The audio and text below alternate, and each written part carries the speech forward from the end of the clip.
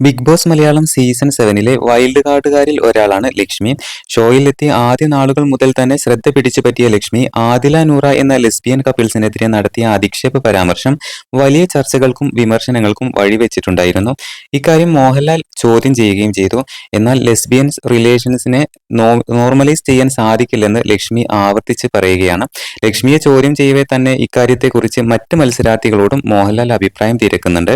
ഇതിന്റെ അടുത്ത് പറഞ്ഞിട്ട് കാര്യമില്ല ലാലേട്ട, കച്ചറ സ്വഭാവമാണ്, ഞാൻ എന്ത് പറയാനാണ്, എത്ര വട്ടം പറയാനാണ്, ലക്ഷ്മി ഉള്ളതുകൊണ്ട് അവരുടെ മക്കൾ ഇത് കാണുകയല്ലേ, ഇത്ര ബുദ്ധിമുട്ടി ഇവിടെ വരണോ, മക്കളെ സേഫ് ആക്കിക്കൂടെ, ലക്ഷ്മി ആ വീട്ടിൽ നിന്നും മാറി നിന്നാൽ തന്നെ മക്കള് നന്നായി വളരും എന്നാണ് എനിക്ക് തോന്നുന്നത് എന്നായിരുന്നു അക്ബർ പറഞ്ഞത്. സുപ്പീരിയോറിറ്റി കോംപ്ലക്സ് വെച്ചിട്ട് എല്ലാവരെയും ജഡ്ജ് ചെയ്യുന്നവരാണ് ലക്ഷ്മി. എന്ത് കാര്യത്തെയും വളച്ചൊടിച്ച് അവർക്ക് വേണ്ട രീതിയിലാക്കും എന്നാണ് ഒനിയൽ പറഞ്ഞിരിക്കുന്നത്. ഇതിനിടയിൽ അക്ബറിന്റെ വീട്ടുകാർ ആദിലയോടും നൂറയോടും സംസാരിക്കരുതെന്ന തരത്തിൽ പറഞ്ഞതായി ലക്ഷ്മി പറയുന്നുണ്ട്. ഇത് ലക്ഷ്മി കേട്ടോ എന്ന മോഹൻലാലിന്റെ ചോദ്യത്തിന് ഇല്ലെന്ന് ലക്ഷ്മി മറുപടി നൽകുകയും ചെയ്തിരിക്കുകയാണ്.